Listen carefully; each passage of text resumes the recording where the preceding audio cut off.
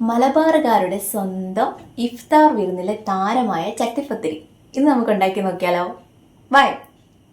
ആദ്യം ചൂടായ പാനിലേക്ക് കുറച്ച് എണ്ണ ഒഴിച്ച് ഇഞ്ചി വെളുത്തുള്ളി പച്ചമുളക് കറിവേപ്പില സവാള ഇട്ട് നന്നായിട്ട് വഴറ്റുക. അതിലേക്ക് കുറച്ച് ഉപ്പും കൂടെ ആഡ് ചെയ്യുക. ഞാൻ അതിലേക്ക് 2 ടീസ്പൂൺ ചിക്കൻ മസാലയും കൂടെ ആഡ് ചെയ്യുന്നുണ്ട്.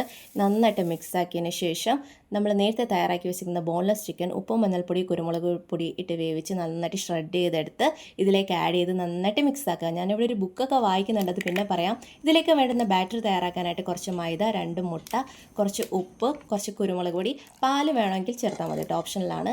ഇതൊന്ന് ടൈറ്റായിട്ട് വരുമ്പോൾ ലൂസാക്കാൻ വേണ്ടി കുറച്ച് വെള്ളം കൂടി ചേർത്ത് കൊടുത്തത് ഈ ഒരു കൺസിസ്റ്റൻസിയിലാക്കി എടുക്കുക. എന്നിട്ടൊരു ദോശ പോലെ നന്നായിട്ട് അങ്ങോട്ട് ചുട്ടെടുക്കുക. അപ്പം ഞാൻ നേരത്തെ വായിച്ച ബുക്ക് ഏതാണെന്നറിയാമോ? ആത്രേയം.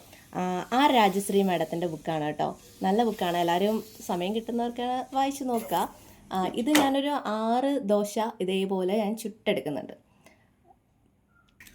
ഇനി ഇതിലേക്ക് വേണ്ടിയിട്ടൊരു മുട്ടയുടെ ഒരു മിക്സ് തയ്യാറാക്കാനായിട്ട് പാലും മുട്ട ഉപ്പ് ചേർത്തൊരു മിക്സ് തയ്യാറാക്കുക.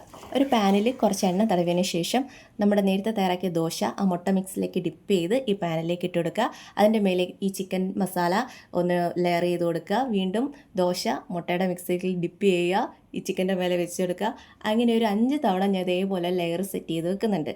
ഈ സെറ്റ് ചെയ്ത ലെയറിൻ്റെ മേളിലേക്ക് നമ്മൾ ആ മുട്ട മിക്സ് ഉണ്ടല്ലോ അത് ഫുള്ള് കവർ ചെയ്യത്തക്ക വിധം ഒന്ന് ഒഴിച്ചു കൊടുക്കുക. പക്ഷേ എൻ്റെ ആ പാൻ ഇത്തിരി വലുതായത് കൊണ്ട് അത്ര ഒരു കവറിങ് അത് കിട്ടിയിട്ടില്ല. എന്നിട്ട് ഇത് നമ്മളൊരു 20 മിനിറ്റ് ഒന്ന് കുക്ക് ചെയ്തെടുക്കുക. തിരിച്ചിട്ടും ഒന്ന് കുക്ക് ചെയ്തെടുക്കുക. അങ്ങനെ നമ്മുടെ സംഭവം അടിപൊളിയായിട്ട് കിട്ടിയിട്ടുണ്ട്. എല്ലാവരും ഒന്ന് ട്രൈ ചെയ്ത് നോക്കണം കേട്ടോ.